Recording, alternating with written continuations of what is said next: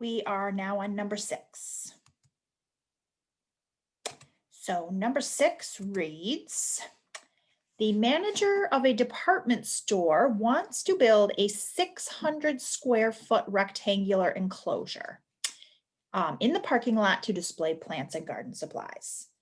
3 sides of the enclosure will be redwood fencing that costs $20 per running foot. And the 4th side will be a cement block wall that costs $50 per running foot. Find the dimensions of the enclosure that will minimize cost. Okay, so in the last 2 problems, right, it happened to be that the objective equation was the area, right? And so you might have gotten used to this idea of like, oh, objective equations area, constraints perimeter. That's not the case. That just happened to be how the last 2 examples worked out. So notice this time the objective equation. So what are we trying to minimize? We are trying to minimize cost. Okay, so the objective equation is going to be the cost equation. Okay. The constraint equation. So what constrains me from making this really cheap? How about I just make a really tiny enclosure and then it'll be really cheap, right? Well, what constrains me? Okay, and what constrains me is that I have to have a 600 square foot rectangular enclosure. Okay, so I am constrained by a certain area. Okay, so this time the area equation is not our objective equation, it's our constraint equation. Okay, so I am constrained by the fact, so let's see, if I call this X and I call this Y, I am constrained by the fact that I need X times Y to equal 600. Okay, so 600 equals X times Y. Now, how am I going to find the cost? And so I labeled the rectangle with bricks for the cement block wall. Okay, so I made that with these green bricks. And the other sides, the other 3 sides are going to be built with redwood fencing. So I'm going to go like this to remind myself that this is redwood fencing. Okay, so let's go to another slide that I prepared and I labeled it prerequisite skill. Okay, so here I have a rectangle, say it's 10 feet by 30 feet, because in my other example, I don't know the dimensions of the rectangle. Okay, but this is 10 feet by 30 feet. And the redwood fencing costs $20 per square foot. And these bricks cost $50 per square foot. So how am I going to find the cost? All right, so why don't you try that? First, write down what is going to be the cost of this side. Okay, because obviously I have a rectangle, right? So, oops. So I have the same lengths on both sides, right? This is 10 also, this is 30 feet. Okay, so what's the cost of that brick wall when it costs 50 per foot?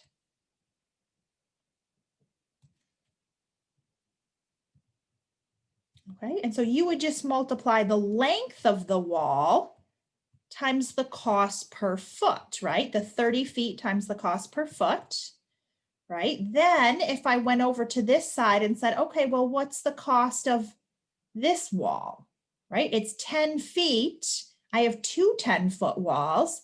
The cost there is $20 per foot. So I would do the 10 feet times the $20 per foot, and I have 2 of those walls. Notice that even though I have 2 sides that are the same length, 30 feet, the cost of this wall is different than the cost of this wall, right? So here I had to do 30 times 50 because I've got the brick wall, but on the back side with the redwood wall, I have to do 30 times 20, right? Because I have different costs involved. Okay, so over on the other page, I have this same idea, except I don't have 10 and 30. I have X and Y, right? So instead of X and Y, or instead of 30 and 10, which did I call which? I called I call this one X and this one Y. Okay, so I have an X where I'd have a 10 here, and I'd have a Y where I'd have a 30.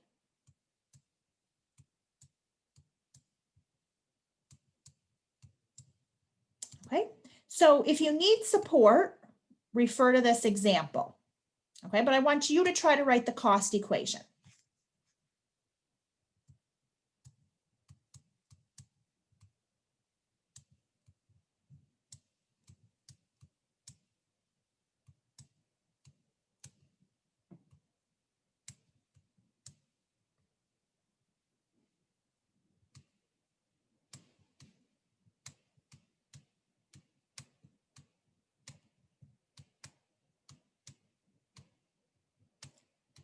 Okay, so there it is. And let's clean it up a little bit.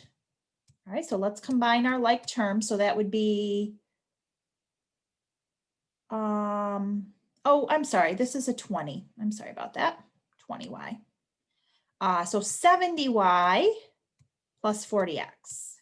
Okay, and again, I'm to that point where I have both equations. Got my cost equation, ooh, whoa, that's a 40.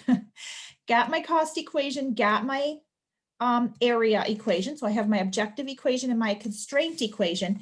So remember what the rule is then, right? It's on this slide. We always solve the constraint equation for one variable. Substitute that in to the objective equation. Okay, I always solve for y so that I get everything in terms of x. Okay, so how do I solve for y here? I just divide both sides by x.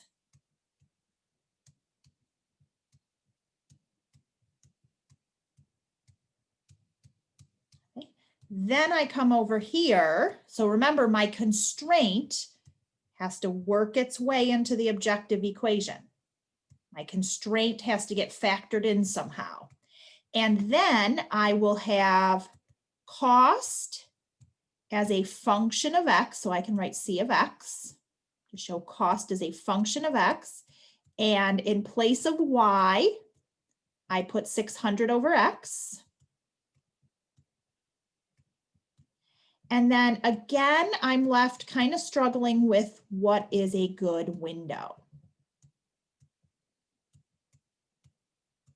Okay, so I need something times something to be 600. Okay, so I could just set my window 0 to 600 if I wanted. Maybe I'll start with something smaller though.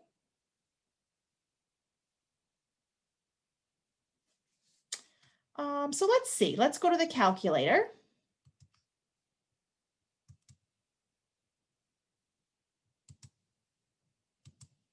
And type this in. So I could have combined the 70 times the 600. I could have combined that to 42, and then I'd have 3 zeros divided by x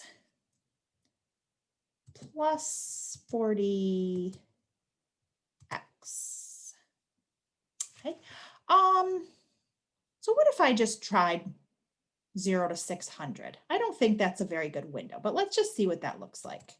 Because I need something times something to be 600.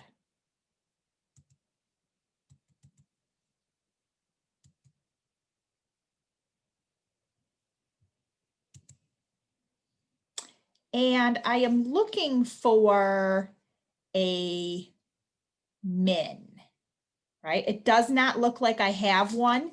Again, the reason though, and this is sort of misleading, is you feel like, well, maybe if I kept going, it would be off the page. The reason I don't see a min is because it's so much closer down here.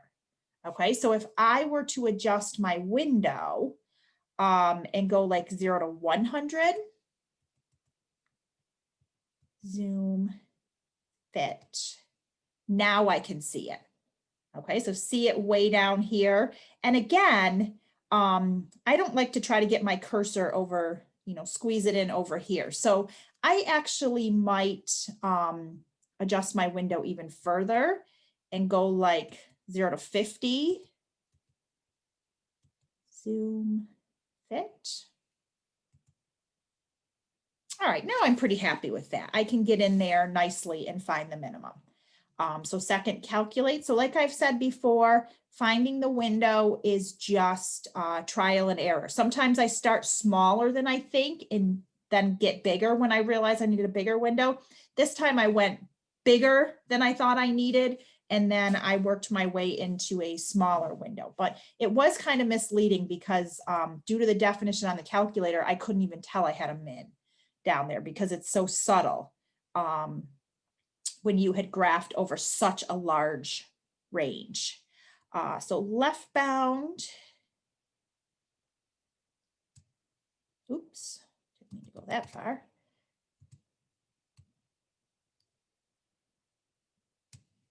And then remember what Y stands for. Y was the cost, right? So this would be the minimum cost. Something's wrong. Wait, what's wrong? I'm sorry. Y equals, I have two X's in here.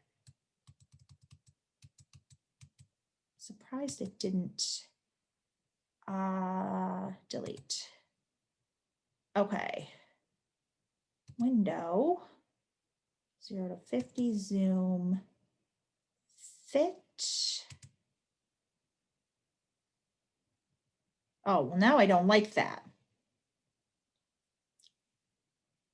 So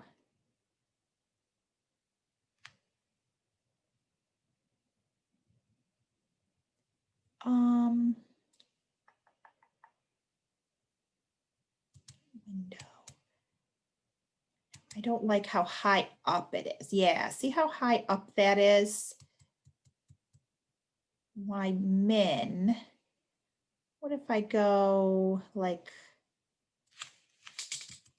1,000 to 2,000?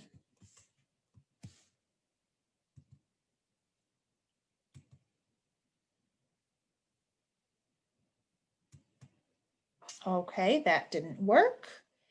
What if I went, because again, I don't see anything on my screen.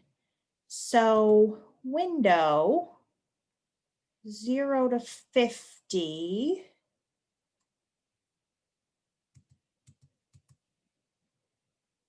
Zero to 3,000, because I'm stretching the Y. Oh, I see it up here, right? And that works. I mean, that works when it's way up there. That's all right. And so I know this often can be the hardest part for these is, you might be sitting there going, okay, how did you know to adjust? I wouldn't have known to adjust my window. So as I mentioned, when you take Calc 1, you're going to do these problems, and there's a calculus way to do these problems, and then there's doing these problems by the graph like we're doing here. So I always told my calculus students, if you just get stuck on finding the window, then you resort to using the calculus, which you guys don't have that tool. So again, what is it that my Y value, what have I found for Y, right? What is it that I graphed? And what I graphed was the cost function, right? So this value of Y represents the cost, $2,592.30 is the minimum cost if I allow X to be 32.4 feet. Okay, so let's go back to that page and see what precisely I was asked for. And I believe, let's see, find the dimensions. Okay, so it doesn't ask you what the minimum cost is, but it says find the dimensions of the enclosure. Okay, so I found X. X is 32.4. Again, make sure to label with feet. And then it's pretty easy to find Y, right? Because Y is equal to 600 over X. Okay, so 600 divided by 32.4 And the result of that is 18.5 feet. Okay, so this is our final answer, and we are done.